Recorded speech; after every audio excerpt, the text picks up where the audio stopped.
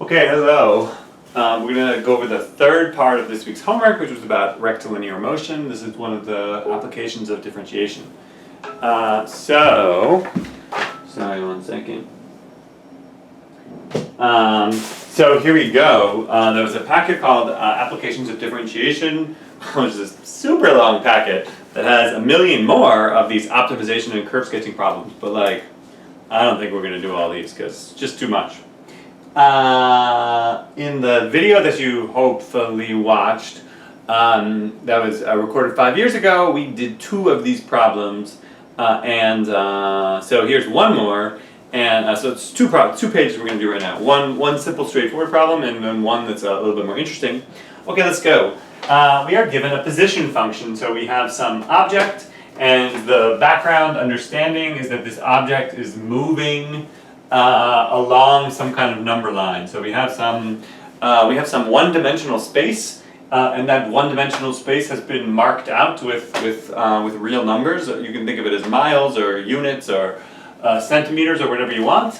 And we have some object, some particle, and from time negative infinity to infinity, this function describes precisely what the position of this particle is.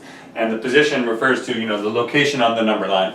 And by convention, we have positive numbers over here on the right and negative numbers over here on the left.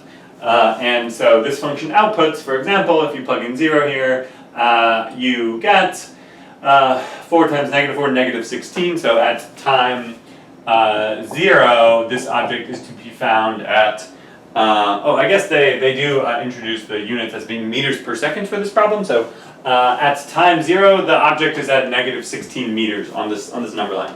Okay, and then our task is to figure out all kinds of things to be able to use calculus to talk about the velocity and acceleration of this object. Okay, step 1, we should just differentiate, so let's go. What is the velocity? Well, we've defined velocity as the derivative of position, so let's just take the derivative. Well, we have to use the product rule, so it's the derivative of the first. So that's 2t minus 2 to the 1, back inside 1, derivative of the first times the second, plus the first t minus 2 squared times the derivative of the second, which is 1. Okay, so that's kind of nice, and now we can factor out a t minus 2, and if we do that, then we get left over 2t minus 4 plus t minus 2, and so this is really t minus 2 times, let's see, that's 3t minus 8. Okay, so that factored kind of nicely, and well, great. Okay, what's now the acceleration? Well, by definition, acceleration is the derivative of velocity, so the second derivative of position. And so the acceleration, to differentiate this, I'll use the product rule again. So derivative of the first, which is 1, times the second, plus the first, t minus 2, times the derivative of the second, which is 3. So this is really like 3t minus 8 plus another 3t minus 6. So that's 6t minus 14.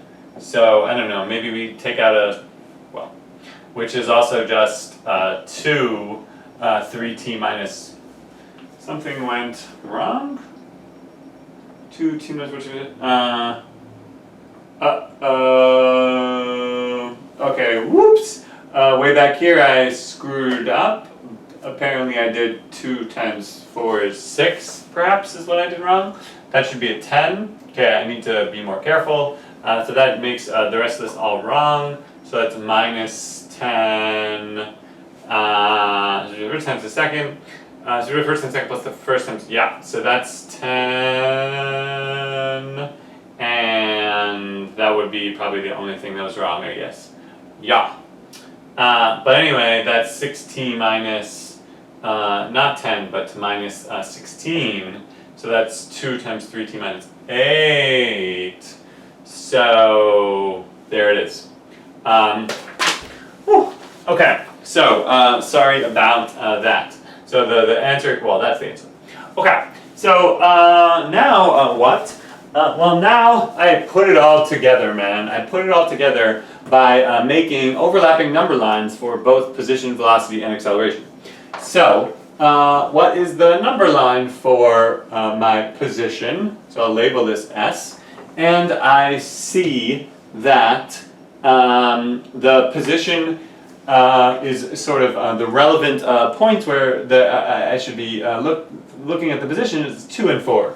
So okay, so here's 2 and here's 4, and in fact, t minus 2 squared is always positive, so we're just making a sign chart for this polynomial. This is always positive, so t minus 4 is going to affect the sign, so it's going to go from negative to positive at 4, so negative, negative, positive. Yeah.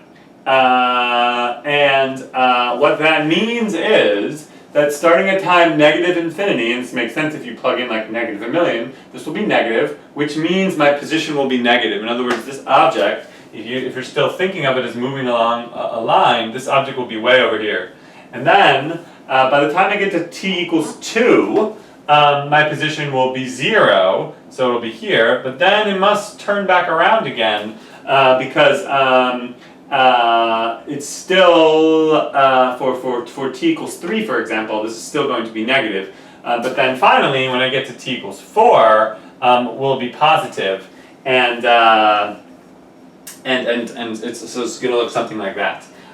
In fact, I'll make a better version of this picture. But anyway, that's all this says. This just tells you where you are. You're to the left of 0 until time 4, and you're to the right of 0 for time after 4. Okay, then now we introduce the velocity. So the velocity is the derivative of position. We can make a sign chart for this. 10 thirds is a little bit more than 3. So there's 10 thirds, and here's 2, and this is just a quadratic, and that means this is going to be plus minus plus. Okay, so that's great, but what is the actual understanding? So it's because we've defined velocity as the derivative of position that it makes sense for us to have negative velocities. And what does it mean when your velocity is negative? Well, as I discussed in the video, if your velocity is negative, it means, well, the derivative of position is negative. And if the derivative is the rate of change, it means that the rate of change of the position is negative.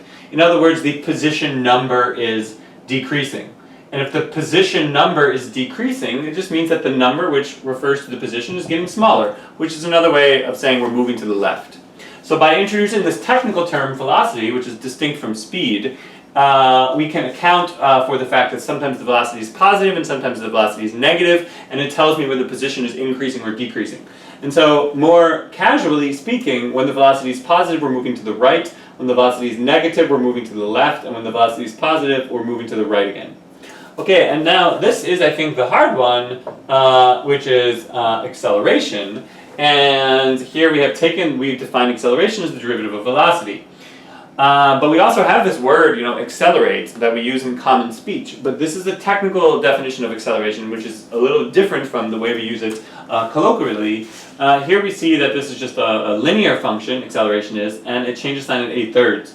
So 8 thirds is somewhere in between, well, it's halfway between, in fact, 2 and 10 thirds. So there's 8 thirds, and it's important, I think, to line these up right on top of each other. We see it goes from negative to positive. Okay. But that doesn't mean probably what you think it means, because if you've never done this before, because what does the acceleration being positive mean? It just means that velocity is increasing. Acceleration is the derivative of velocity, so it means velocity is increasing, and here it means velocity is decreasing. Okay, so putting it all together, we can now answer a bunch of questions. And I'll sort of do that now very fast. Part A, find the instantaneous velocity at any time. Okay, we've done that. Check. At what values of t does the particle change direction? Well, it's going to happen at t equals 2 and at t equals 10 thirds. Because those are the places here, specifically at time 2, my velocity changes from positive to negative, which means I went from moving right to moving left. And so it's at time t equals 2 that I turn around and stop moving right and start moving left. And it's at time t equals 10/3 that my velocity changes from negative to positive, which means I stop moving left and start moving right. Okay, and well, all right, I've kind of already answered these questions now. When is the particle moving left? On the time interval from 2 to 10/3. When is the particle moving right? Everywhere else, from negative infinity to 2, and also from 10/3 to infinity. On those two intervals, the particle is moving right. When is the particle moving towards the origin? So this is, I think, very interesting. When are we moving towards the origin?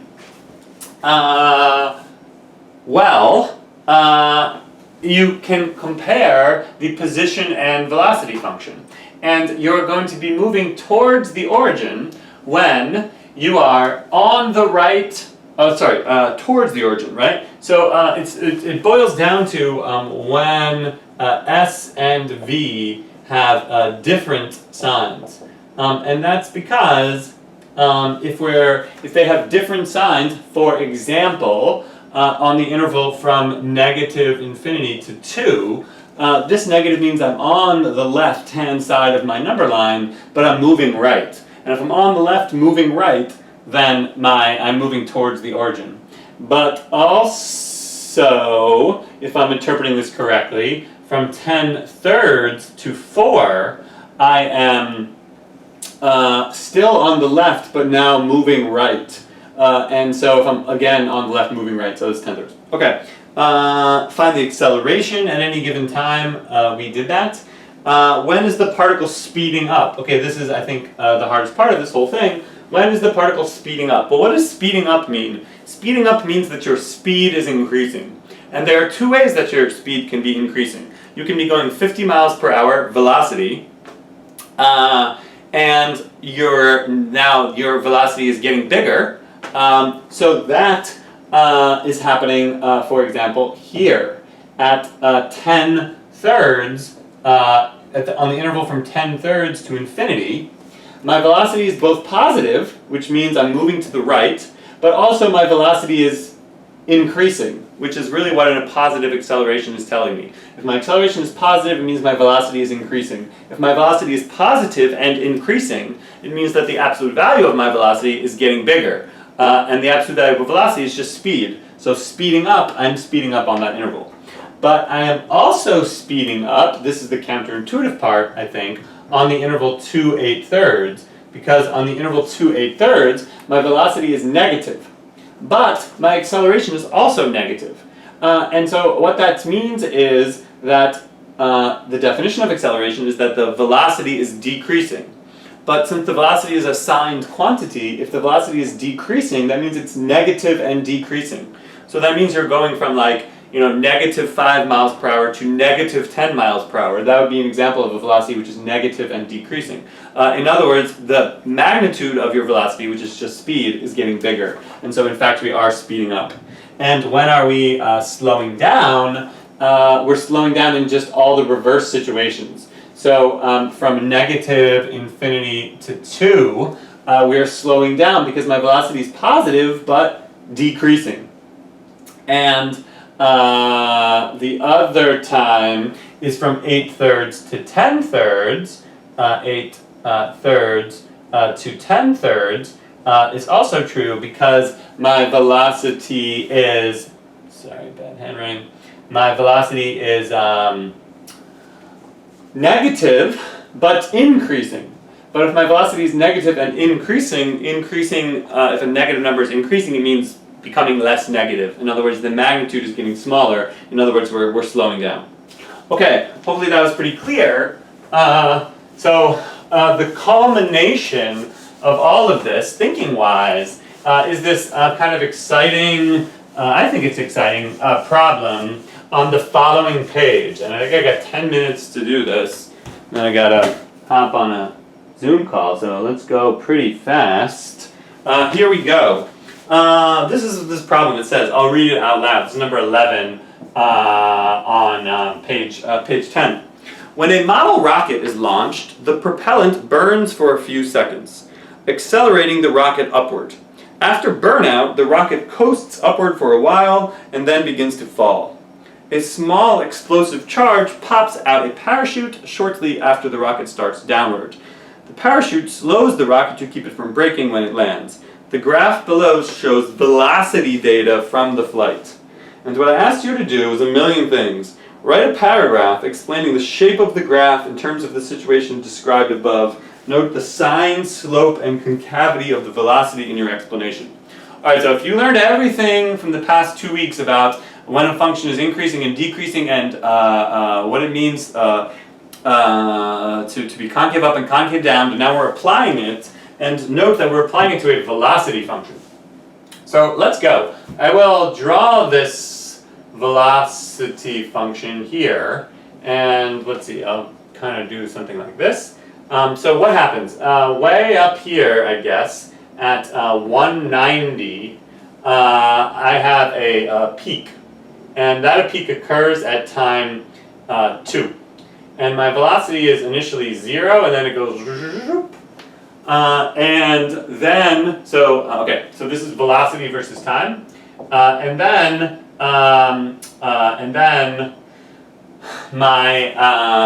then something happens. And then I get a line, and that line crosses, it's kind of hard to tell, but at time 8, or so, it crosses 0 again.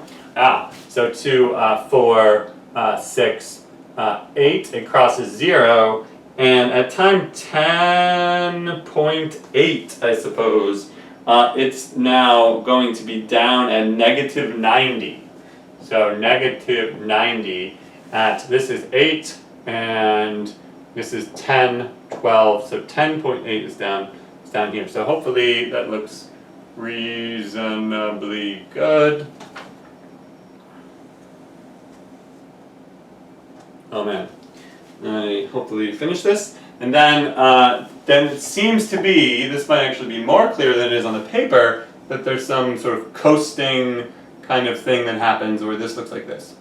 Alright, and so now what I want to do is I want to go through, okay, so what happens? The rocket is launched, and this is velocity versus time. So, in fact, what's happening is the velocity is, well, let's just start. But the story already said what was going on, which is that there's a rocket which is launched, it burns through all of its fuel, and then it falls, and then a parachute pops. So it's not too hard to see, to place that on this graph, but I want a deep understanding of every single sort of feature of this graph and what it means. And so what we're going to do is we're going to look at this function on the interval 0, 2, and we're going to discuss for each of the 3 features of this graph what the significance is. And I guess I'm not going to write this down because I don't have time, so I'll just say it all out loud. On the interval 0, 2, I note 3 things about this velocity.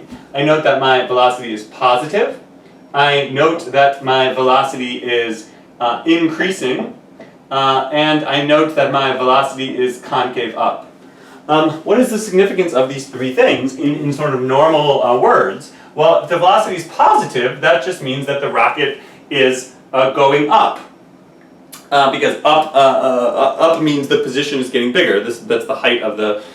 here the velocity is defined, I guess, as the derivative of the position function which describes the height of the object above the ground. Okay, so if the velocity is positive, that means, this first one, it just means that the rocket is going up, which is what's going to happen initially. But it's also true that the velocity is increasing. What is the significance of the velocity increasing? Well, it means not only is the rocket going up, but it's going up at a faster and faster rate. In other words, we would say that the rocket is accelerating. Why should the rocket be going up at a faster and faster rate? Well, the answer is the fuel, man. The fuel is essentially, that's what fuel is. It's just a burning fire. And as that fire inside the rocket burns and releases all this energy, the equal and opposite force of the fire coming out the back is what exerts a force on the rocket to go up. I think that's the correct physics. And that force caused by the burning fuel is going to be a force on the rocket, and that's going to cause the rocket to accelerate. And so there is a positive acceleration, and which is another way of saying that the velocity is increasing, then the derivative of the velocity, the acceleration, is positive. So the significance of the velocity being increasing is that the rocket is not only going up, but it's going up at a faster and faster rate because it's being accelerated by the burning fuel. Finally, and this is quite subtle, we note from the picture, at least just looking at it, that the velocity is concave up. What does that mean what is the significance of the velocity being concave up? Well, what that means is that not only is the velocity increasing, but the velocity is increasing at an increasing rate. Which means not only is this rocket accelerating, but it's accelerating more and more. Why would rocket fuel, which is burning, we suppose, at a constant rate, wouldn't you suspect that the acceleration would just be constant? And the answer is, it's like rocket science, man. The answer is that, in fact, the force due to the rocket's fuel burning is constant. But force is mass times acceleration. And the overwhelmingly heaviest part of the rocket is, in fact, the fuel itself. So as time goes on between 0 and 2, more and more fuel is being burnt. As the fuel is being burnt, the mass is going down of the rocket. And if the force due to the burning exhaust, which is kind of chemical in nature, is constant, but the mass is going down, then the acceleration on the rocket is actually going up, because there's a constant force and a decreasing mass. And so, in fact, the acceleration due to the burning fuel is going up, which is another way of saying that the velocity is concave up on this interval. All right, what happens at time 2? Well, we run out of fuel. And the second we run out of fuel, now there's no longer any force exerted on the object from the burning fuel. Now the only force being exerted on the object is the gravitational force, which is constant. And so on the interval from 2 to 8, what's happening? Well, what we see is that the velocity is still positive. What's the significance of this velocity still being positive on the interval from 2 to 8? Well, it just means that the rocket is still going up.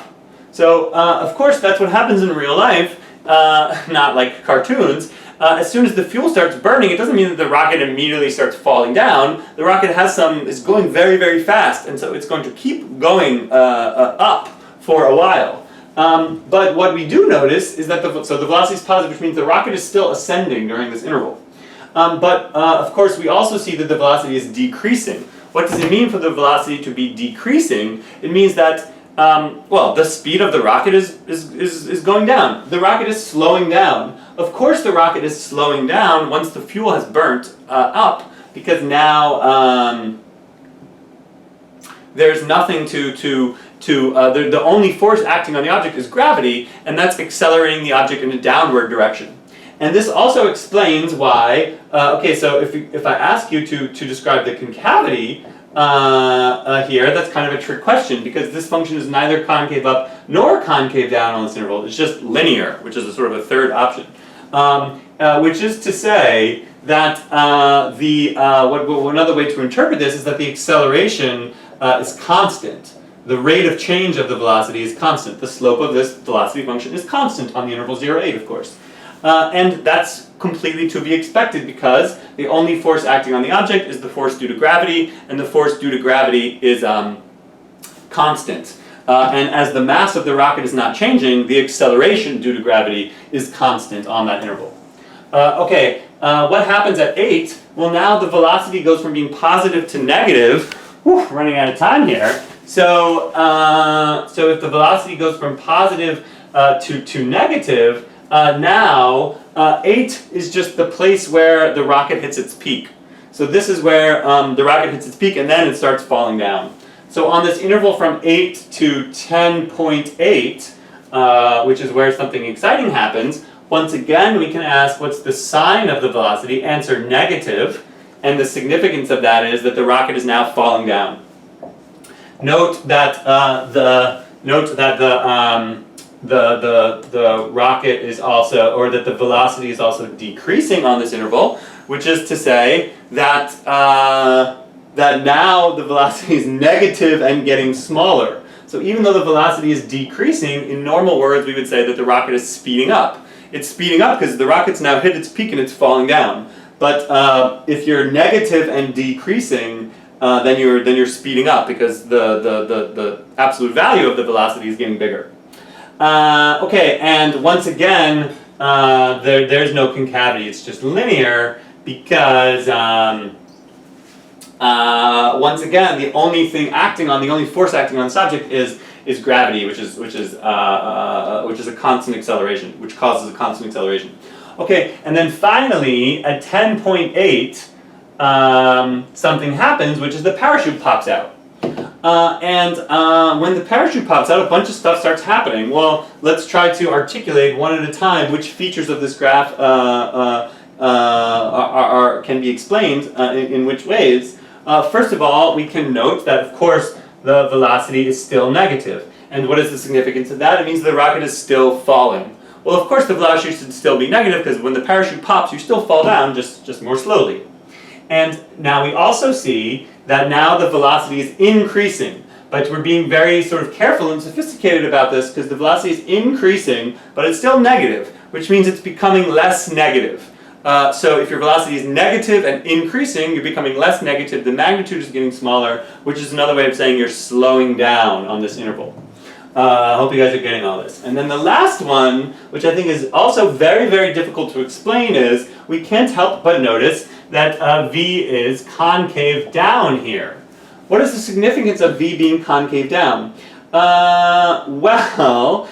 If it's concave down, what this means, let's see, what's the best way to put this? It means that the tangent lines to V are above the, one way of thinking about this function being concave down is that V double prime is negative, which is another way of saying that A prime is negative, which is another way of saying that the acceleration is, this is actually kind of hard to explain, the acceleration is decreasing, but also, this is sort of a bad way to put it. What's the simplest language is to say, the fact that this is concave down means, over time, the rate at which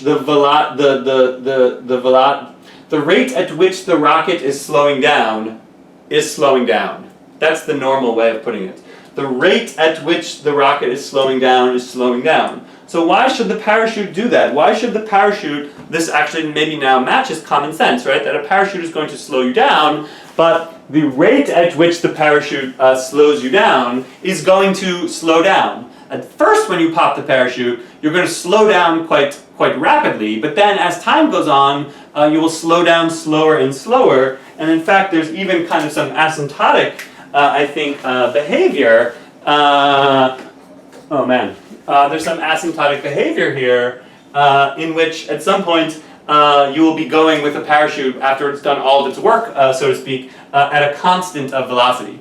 And I guess the answer to this is more physics, right? The reason why the parachute slows you down is drag, and drag is a function of how fast you are going. When you're going really fast, there's more drag, and when you're going slower, there's less drag. So as the parachute slows you down, the rate at which the force due to drag goes down as well. And it's ultimately due to the thing that's really slowing you down is just the parachute just like bumping into the molecules of air as you fall. And the faster you're going, the more molecules of air your parachute is bumping into per second, and so the more drag there is. And when you're going slower, your parachute is bumping into fewer particles of air per second, so your drag is less, and so your velocity is being slowed down at a decreasing rate. Okay, hopefully that makes sense. A lot of physics there. Good. Bye.